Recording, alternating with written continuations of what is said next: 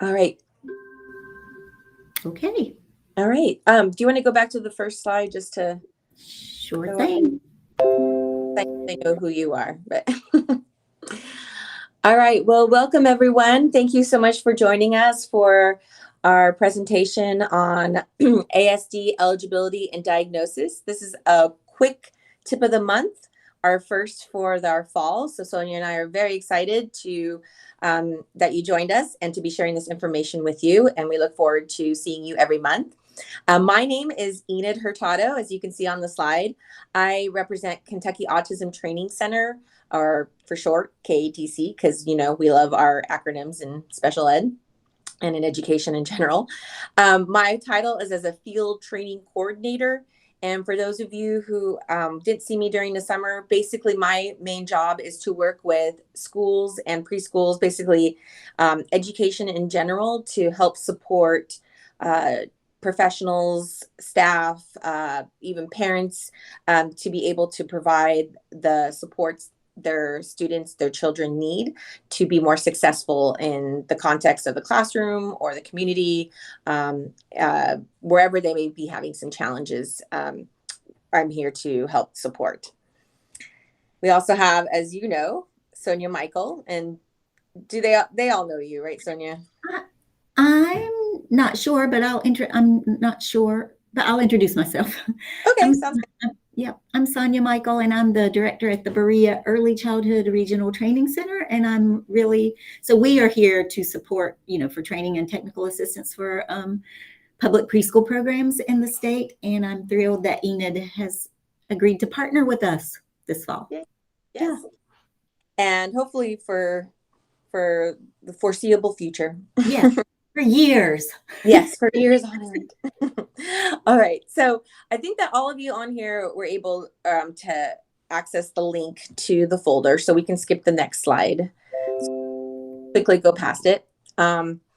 This slide, and all of you have this PowerPoint as a PDF in that folder. So if you would like to follow along, but really it's for you to reference later on, just know all the links in it are live in your PDF. So if you want to click on them, after the presentation or share it with other people, please feel free to. You see that the links for the Kentucky Autism Training Center and also for the Berea RTC are on here.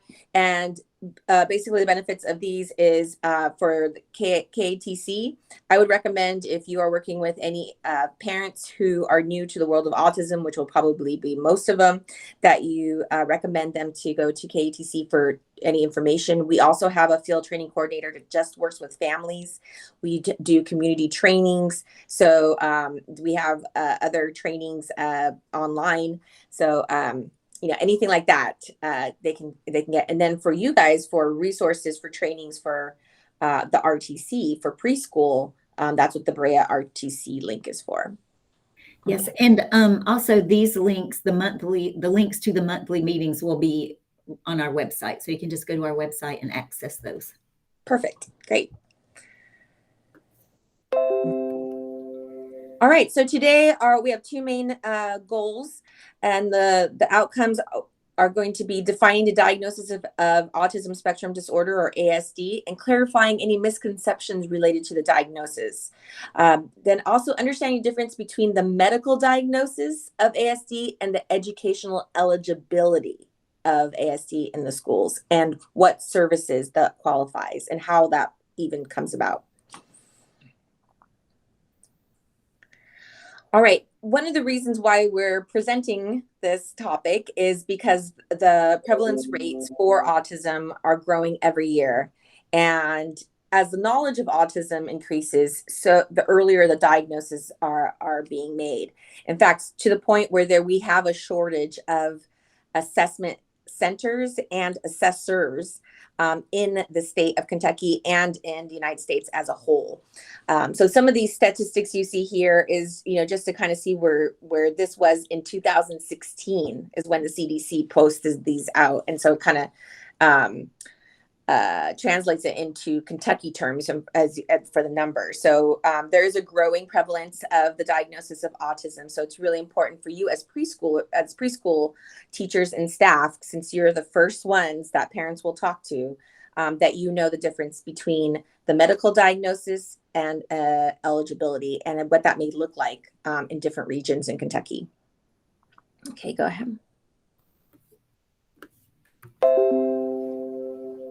Okay. Are there more people joining? I just want to. No one else has joined. So Okay, far. I just hear the ding, the fairy noise is what I call it. Okay, so here we go. I'm give you a second right now to look at this slide because this is pretty much the premise of our whole presentation today. Before we start, though, I do want to ask a question. What kind of information are you looking for in coming to this presentation? So if you can put that in the chat window, and then Sonia, if you can type or if you can read anything that that people share. I know it takes a couple, like a good 30 seconds to type it in and then for it to appear.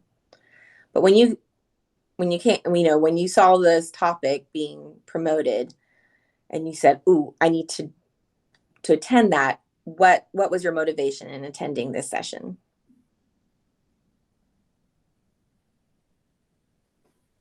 Don't worry, grammar won't be checked, so you can just write it in phrases. That's what I think. I'm always nervous, like misspelling, and everybody can see my misspellings. My typos. I'm not misspelling, it's typos.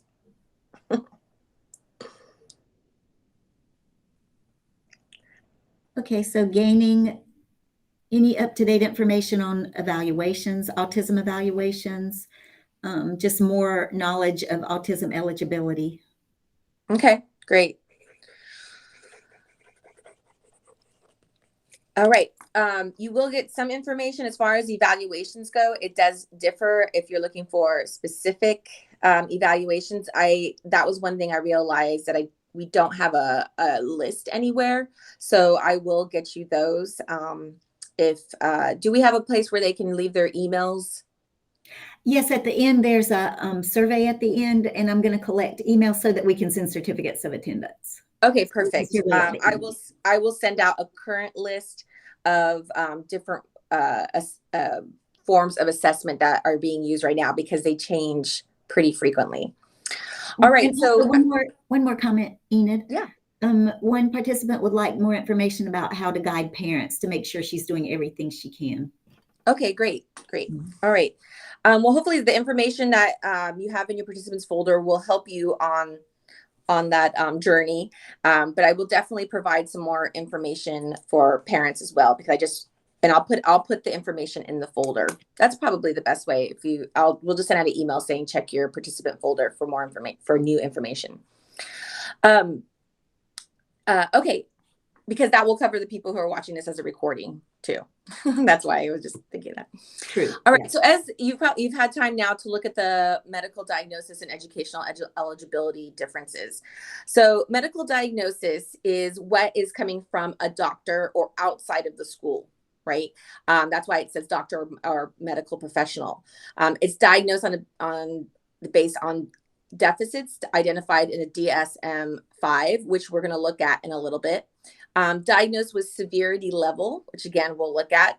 And diagnosis gets medical and therapeutic services outside of the school. That's the key phrase right there. That's the whole purpose for the medical diagnosis, is for the student to qualify and for insurance to pay for the services that the student needs. Usually with the students that you see, that's usually for the early intervention services that go to the home or that the parents would take them to certain centers. Now, educational eligibility, on the other hand, does not need a medical diagnosis. Okay, must be determined eligible based on results on a school-based psychological assessment. Okay, sorry, that word got left off. Based on deficits as well. So they're looking at similar things, but it does need to be done by the psychologist, the school psychologist. Not required to have a medical diagnosis. So that medical diagnosis is not needed. It can be helpful. It can be part of the psychological assessment of the student for the eligibility, but it is not required. And the eligibility determines educational supports and services in school. Okay. That got left off too. Okay. So if we, like, you're saying, okay, well, where does this come from? Right. So I did there in 2017, KDE came out with the autism guidance document. And go ahead and click on that link down there, Sonia. And that should take you to that document. This document I also placed in your participant folder as well. Okay, and can you go to page 7, please? Sure. So on page 7, you can see there's hyperlinks throughout it, so you can quickly access any information that you want. But if you're looking to see like where this information, where it says this, the information is right here on page 7. Maybe hard for you to see, so that's why you have access to it. But if you look under the educational eligibility and medical diagnosis, it explains basically the breakdown that I just shared with you, and it gives you the law of what that's all about. So this is a good document to use with parents, with any professional they have, for yourself when you have questions about how the whole process works when it comes down, when it comes around in any other any information around autism. Okay, go ahead and go back to where we were. I'll go back to the presentation. I'm sorry. Making you work today, Sonia. I just can't click through this. I know, that's the only thing about having these links. That's okay. Can you see it? Yeah, I can. Yes. Yeah, okay. All right. Go ahead and go on to the next one, please. I have to switch screens. Sorry. Okay, there we go. I can tell that you're concentrating very hard when you do that. Okay, so if we look at the medical diagnosis, right, the key is the diagnosis gets a medical and therapeutic services outside school, and it's not needed for school eligibility. So what could happen is that parents can bring in the diagnosis from their pediatrician, and the pediatrician can do something as, I'm going to say as simple in the sense that this is only one form of assessment, as the MCHAT, which is what's common right now here in Kentucky, is that their pediatrician could do the MCHAT, which is a parent questionnaire. And in fact, if you type in MCHAT into the Google search I did this morning to see what information pops up, Autism Speaks actually has the MCHAT on there for parents to take to do their own assessment. And because it's supposed to be a screening tool, right? It's supposed to alert the doctor that they should recommend this child for more assessment. But some doctors are using that as just strictly the form for autism, they're using the MCHAT as the only assessment for autism, and then giving the diagnosis of autism. So of course, we always recommend multi-domain comprehensive assessment, something that's going to take a little bit longer, have direct, observation, have different, also include a parent questionnaire, looking at different domains in the child's life. And the ones that are being used right now are the ADOS, which Kentucky Autism Training Center has contracted with the company that creates the ADOS and does virtual trainings a couple times a year because there's so little people doing these type of assessments. So we have been trying to get more people trained in Kentucky. The ADOS and VMAP is another one. And again, these are ones that take a little bit longer. Usually they're going to go to one of the centers, like here in Louisville. There's a Weisskopf. I know some people have gone up, taken their children to Cincinnati, to the Children's Hospital in Cincinnati. So it's wherever they can get them in to do this. I will get you a current list. That's something that when you asked that question, I had intended, but I got sidetracked. So I will put a list of the current services, or current centers, that provide these assessments. I know that some private ABA centers will also, their BCBAs can do also the diagnosis. They do the comprehensive diagnosis, but I'm not sure which ones are doing that right now. So there are places, but again, it's a little bit challenging, and there usually is a wait list. Again, that's that's why sometimes if the doctor wants the child, really knows that the child needs to get services right now or yesterday, they may just use the MChat, which again is supposed to be a screening tool, but they'll just use it to make the diagnosis so that they can start the early intervention services right away. Okay, go ahead and go to the next one. All right. So what is the screening tool based off of? What is the diagnosis of autism? Again, you can access it by using this QR code. I believe it's also in the folder though. So we'll just keep going. The DSM-V, just for those of you who are not sure what that is, it's basically as you can see, it's a very thick book. It's the quote unquote Bible of the psychological world for assessments. It defines all the different types of mental disorders. I was just talking about this with somebody else though. The last time it was published was 2013. And what I found out, it took 13 years to create it. So right now they're in the process of trying to create an updated version, as well as a complementary resource that has recommendations for evidence-based practices, because this does not have any type of recommendation for evidence-based practices. But that's where the definition or the medical diagnosis of autism comes from. So go ahead and go to the next slide. And again, you have a handout with this in there. We made it easy for you, so you didn't have to look at the really tiny print in the DSM-V, and we just typed it out. So you can see for the medical diagnosis, remember, we're not on the school diagnosis, not on the eligibility, but this is from the doctor. This is to get the services outside of the school. This is where early intervention comes in before they reach the preschool. So persistent deficits in social communication and social interaction across multiple contexts, so multiple settings, multiple scenarios, as manifested by all of the following currently or by history. And they give examples under each one. So it's important, currently or by history. So they may be exhibiting it right now, or if they've been in early intervention for a while, they may have historically exhibited at the beginning of early intervention, that there's a record of them exhibiting these behaviors. Deficits in social emotional, oh, this word always gets me, reciprocity. Yes, I think I got it.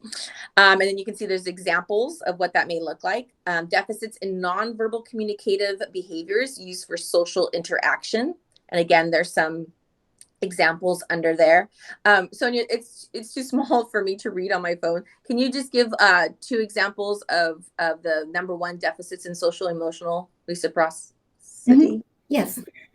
So abnormal social approach and failure of normal back and forth conversation, or reduced sharing of interests, emotions, or affect, or failure to initiate or respond would be the third. Okay. Yeah, perfect. And then for number 2, deficits in nonverbal communicative behaviors. Mm-hmm. Poorly integrated verbal and nonverbal communication, abnormalities in eye contact and body language, deficits understanding use of gestures, or lack of facial expressions, and lack of nonverbal communications. Okay. And then number 3, deficits in developing, maintaining, and understanding relationships. So that's difficulties in adjusting behavior to different social contexts, difficulties sharing in imaginative play or in making friends, and an absence of interest in peers. Okay. So they must have all these 3. Now let's go to the next one. This is for the medical again. Restricted repetitive patterns or behavior, interests, or activities as manifested by at least 2 of the following, currently or by history. So there's 4 different categories, and so they must have at least 2 of them. Number 1, stereotyped or repetitive motor movements, use of objects or speech. And what may that look like, Sonia?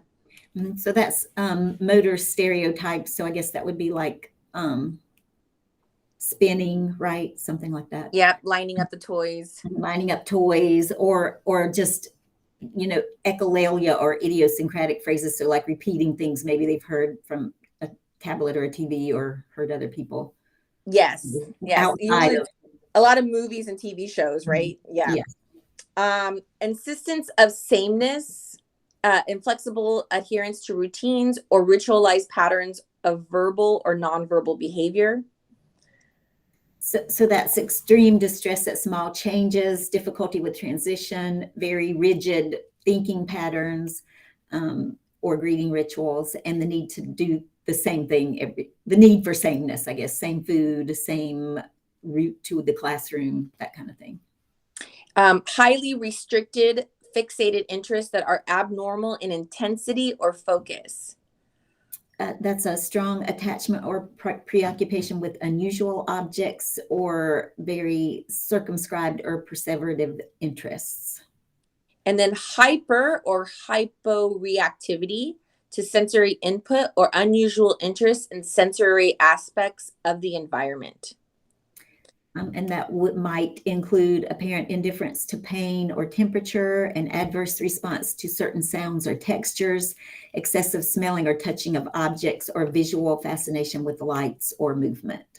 And that was new as of 2013. So if people, are not familiar with the most recent definition of autism, that's the one that really, I think, help people understand the needs of individuals with autism, kids with autism, because that might be the kids that like run into the walls because they need more or need hugs all the time, and they're hugging everybody because they need that extra sensory input.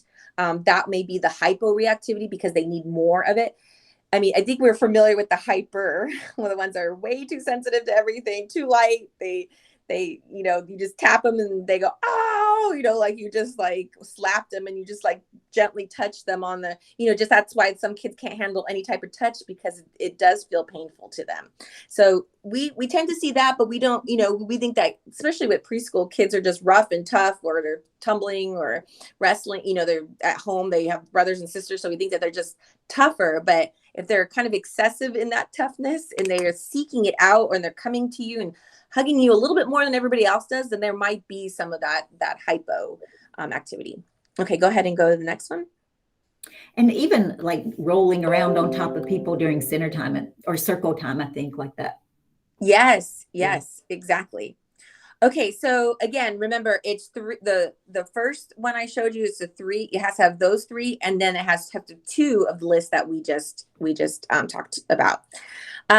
Another part that the medical diagnosis will have that the educational eligibility will not have is the severity levels. Again, this is to qualify for services. So they have level 1, level 2, and level 3. And again, and it's just the intensity of services, maybe the frequency of the services. And it has description under, they broke it down to the social communication. Again, remember those 3 characteristics, and then the restricted repetitive behaviors, the at least 2 of the ones that we listed. I've had the question where people say, well, when I look at this list and I read it, I can think of kids that have maybe a level 2 and 1, say in social communication, but a level 3 in restricted repetitive behaviors. So they're like, well, what would a doctor do then? So the answer to that is, remember that this is all for services, right? So the doctor is going to put the level that it's going to qualify the student to get the appropriate services that will teach them the skills, the coping skills that they need, or to be able to it's more than coping skills, right? To give them the therapy that they need to have a more normal either reaction or the communication skills, so they can be successful in the different environments that they are in. Now, not all people see these levels, so this is something that can be asked for. You can ask the parent to look because it should be on there. And a lot of times the doctor will end up putting notes about, especially if there's a splintered one, like I'm stating he's level 2 because, because he shows a proficiency this, but shows deficiency, because this is all about deficiency, what the students or the children don't have. Okay. Does that make sense to everybody? Does anybody have any questions about the levels? No. Okay. No question. Yep. Okay. Good. No questions in the chat box. Oh, wait. Okay, good. I tried to make it as comprehensive, but maybe I put a little, sometimes I wonder if I make it a little bit more confusing. Yeah. So I just wanted to make sure. Okay, go ahead. Okay. So now educational eligibility. Now that's where we can refer back to that KDE document that I showed you. I put the pages because it is a long document. So the pages that may be the most helpful would be the pages that you see listed right there at the bottom. And again, remember, educational eligibility must be determined by a school-based psychologist based on deficits, right? Just like the other one. Not required to have a medical diagnosis, and the eligibility determines educational supports and services. So let me, how are we doing on time? Oh, we're getting a little bit, okay. It's almost noon. Got 30 minutes. Yeah. So if you want to go ahead and look at any of those pages, if we want to, do we have time to look at some of them, Sonia? Sure, I can. I have the tab open anyway, so. Okay, great. Easy. All right. So that's page 7 we looked at before. Yeah. So the next one would be page 17.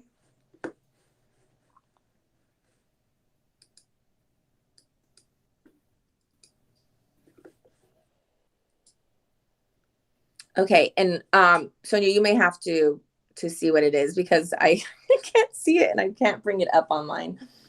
So this has got information about referrals from it's referral. So referrals from parents or outside agencies. Okay, go ahead and scroll down and see. And then first steps, referrals from the early intervention system. Oh, that's why I put it, because of first steps referral. So just wanted you guys to, because I know you're going to get some students from first steps. And so that if you have any questions around that, there's the information regarding that. And then the next. And just that the criteria is different from Part C to Part B. I think that's probably the main point here. Okay. Okay, good. Okay. Another page you want me to move? Yeah, the next page should be, and I do have, for somehow I have the link for this up, but 19.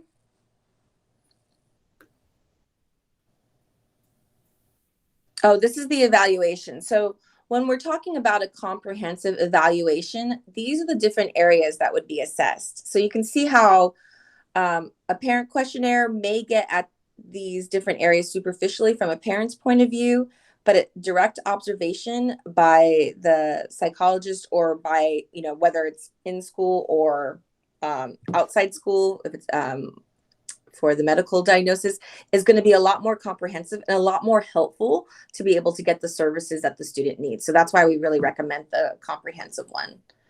Okay, go ahead and let's see what 20 says. Do you see what it may? It's just further information about the comprehensive evaluation and the information required. Okay. Yes. So it's more. Yeah. Okay. And then the last one. What's the 21? 29. Sorry, 29.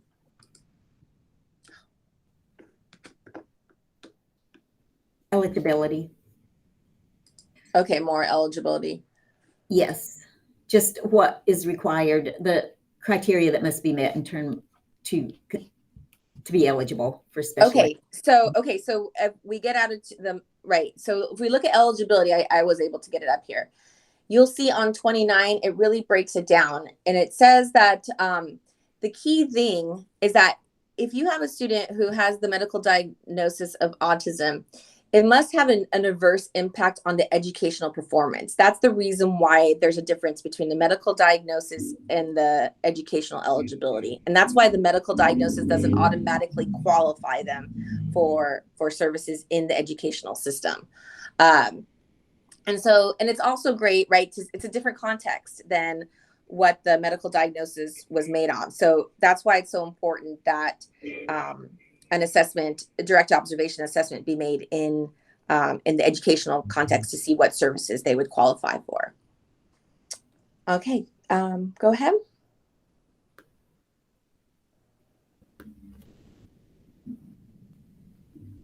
All right, so how is this done? So if we move on to the Next link. So in your participant folder, there should be this form as well. This is the form that would be at the ARC meeting, and this is what the psychologist would fill out. This is the determination of eligibility. And if we look at the questions on there, and I think it's a little bit challenging to look at using those, and I think that I may have, I know that form is in the participants folder, so you can get a better look at it. But what you will see is that they're going to ask a bunch of different questions just to make sure that the ARC look to see, and I have it up now so I can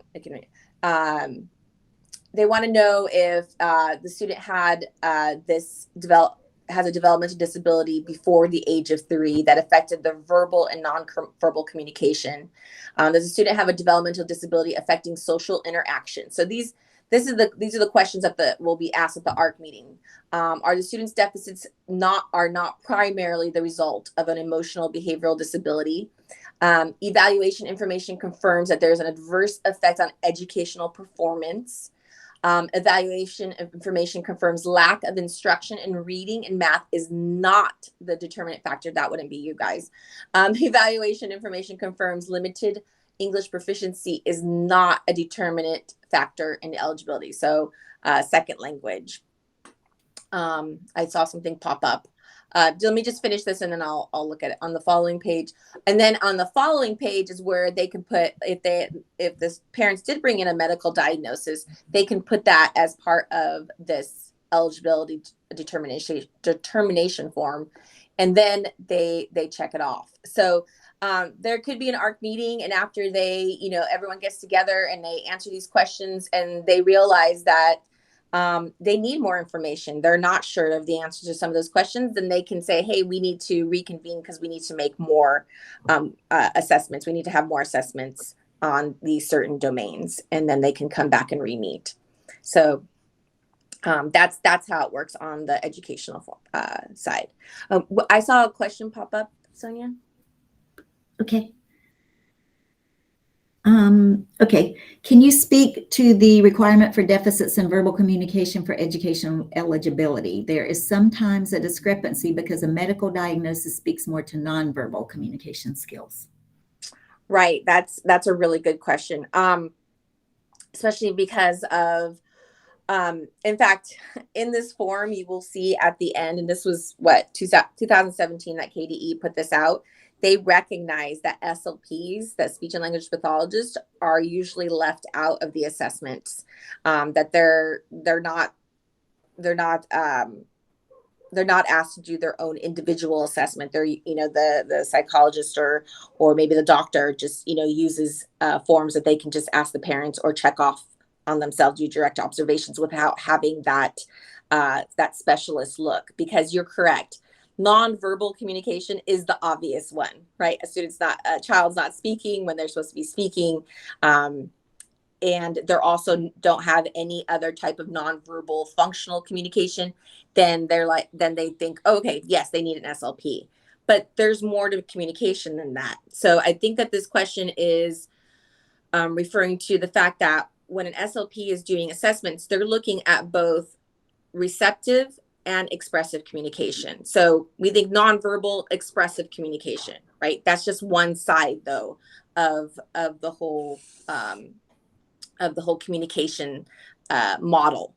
So that if a child does speak, let's stay on the expressive side. If a child does speak, they're also assessing to see if the child has functional language. So there are children, if you've met children with autism, that some of them have a lot of speech, but they're not really saying anything. As Sonia mentioned, one of the diagnostic criteria is echolalia, where they can be repeating lines from, it could be movies. I had a student, I taught K1 classroom with autism.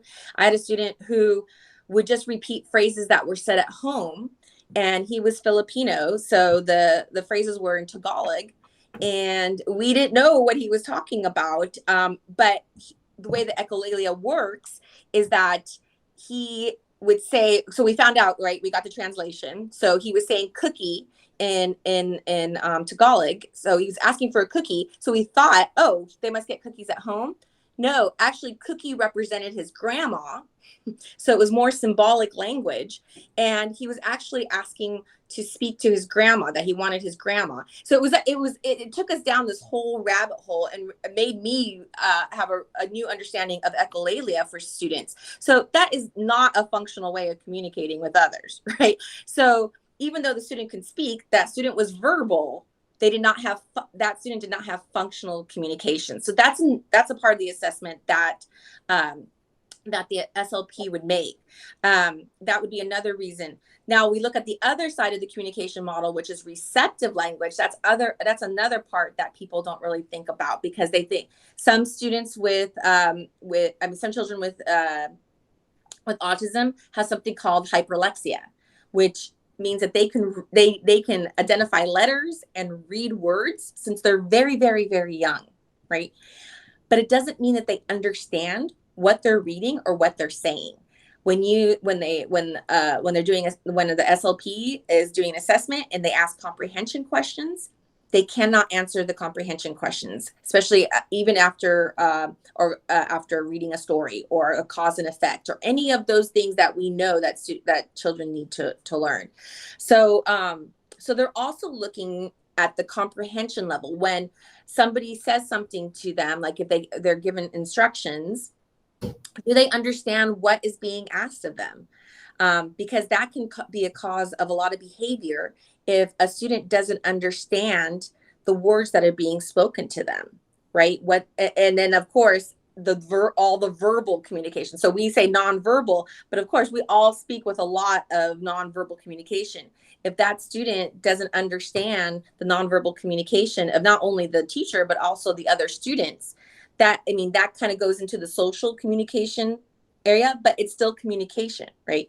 So that's why a lot of social stories originally were written by SLPs because that's their responsibility, is to teach communication, but a lot of it had to do with social communication and understanding cues in the environment, the context, a perspective, the different perspectives of others. So the world of communication is pretty huge, but a lot of people just think of the expressive side and don't think of the functional communication or the receptive side for students. Does that answer your question? Or does that meet the need that you were looking for?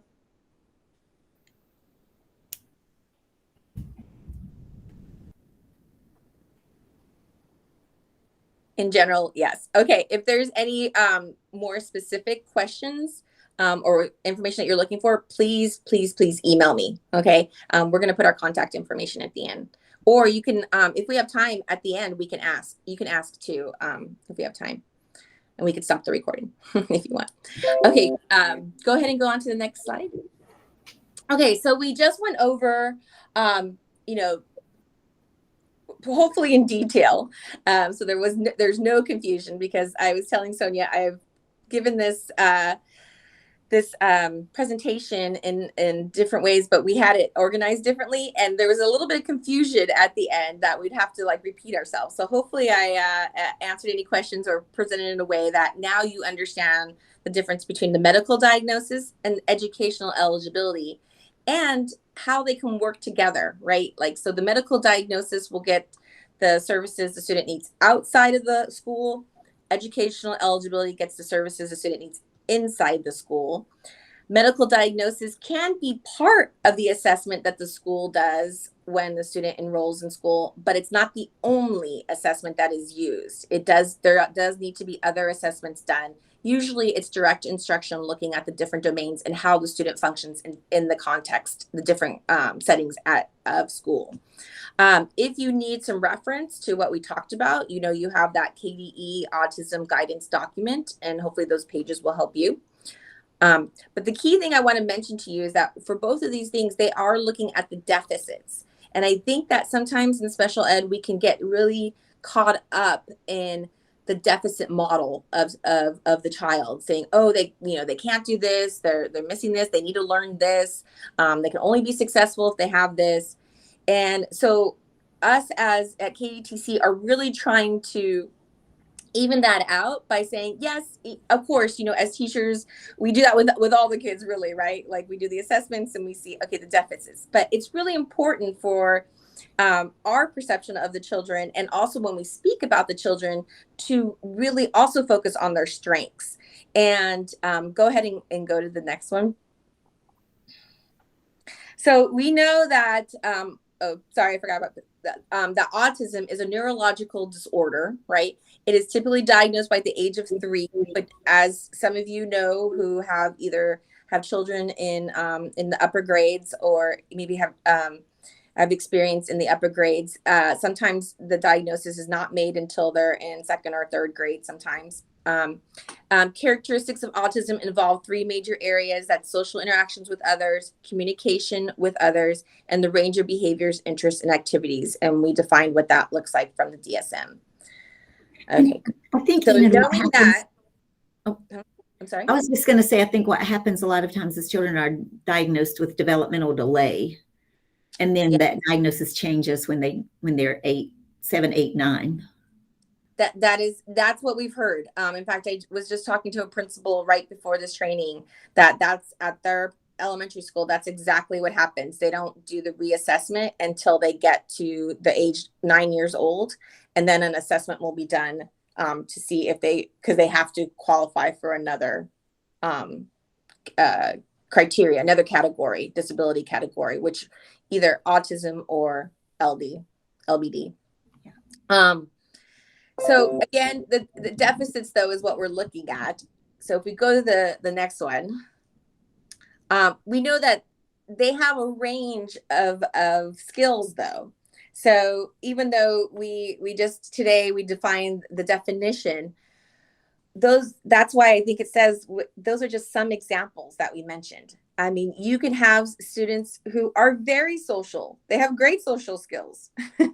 But but it's really hard for them to change their routine, or they have a really hard time with written communication or receptive communication. Gross motor skills can vary too. You can have kids that are very athletic to kids that can't even sit in their seat because they have proprioceptive, which is how their muscles communicate with their brain. So they have like the ants in the pants syndromes, right? So there's just and that would be a sensory need. So there's such a variance in with autism, that one kid with autism is just one kid with autism. So it's hard to say, all of them fall underneath. It's just that they have to have those deficits in those areas. So it's good that when they have these strengths, right, when the strengths that they do have, we really focus on them, and we really encourage, go ahead and go to the next one, by organizations that are probably more prevalent now than they ever have been in the world of autism. They're usually made up of young adults with autism that have gone through the school system, and they've really made a big push for agencies like Kentucky Autism Training Center. They go to conferences. They're really encouraging people to try to look at the deficits as strengths. I mean, if we think about it, I don't know if you've heard that even Google and Microsoft and some of those other areas are companies that have jobs that tend to attract individuals that are on the spectrum, are setting up special environments for them. They have a lot of benefits for them that will kind of feed into maybe the ones that are hypersensitive, the ones that think in a very linear way, the ones that need breaks, sensory breaks on a frequent basis, something that probably a regular job wouldn't provide.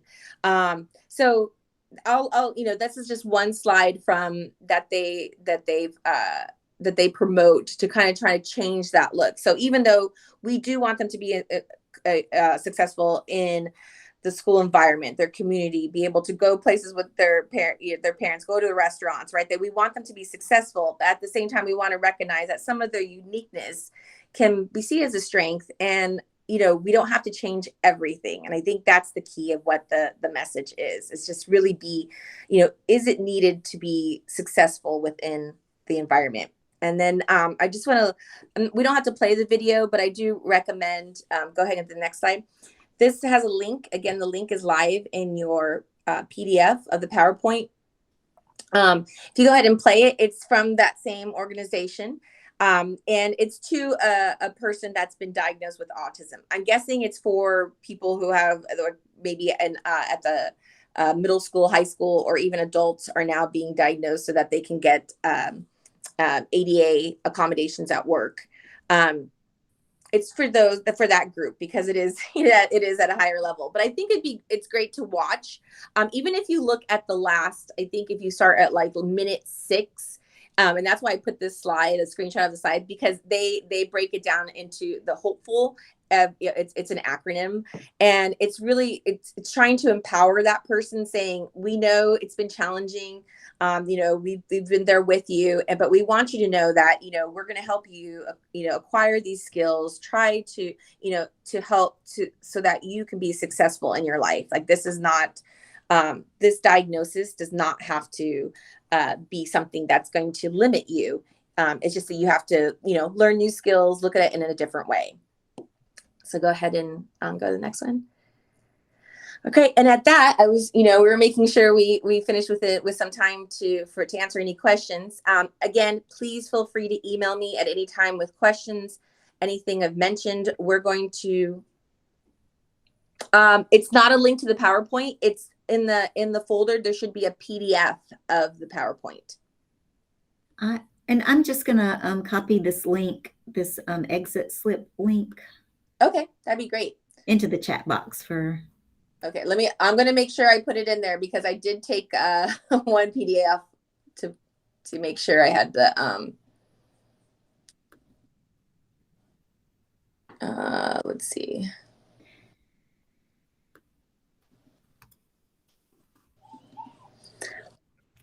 Is everyone not seeing the PDF of this?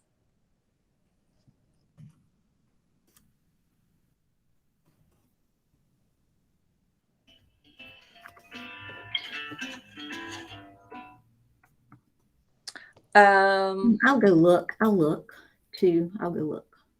DSM-VII and guidance document. Okay. It must have not. Yes. Okay. I will put it in there. I'm guessing that my internet that I'm having problems with started then, and I didn't realize it when I put it in there. I will put the PDF of this PowerPoint in there with all the live links and all the information that you can see. In fact, I know I can do it from my phone after we're done. Yeah, you're welcome. I can do it, Enid. I can do it. No problem. Okay. Yes. I'll just download it and convert it and upload it. Okay. And then Nicole would like to have the link to the participant. If you can go to the exit slip is saying it isn't accepted. Okay. Sorry. Hold on. I'll fix that right now. Okay. If you want to stop the recording, Sonia. Yes. Good idea. Okay.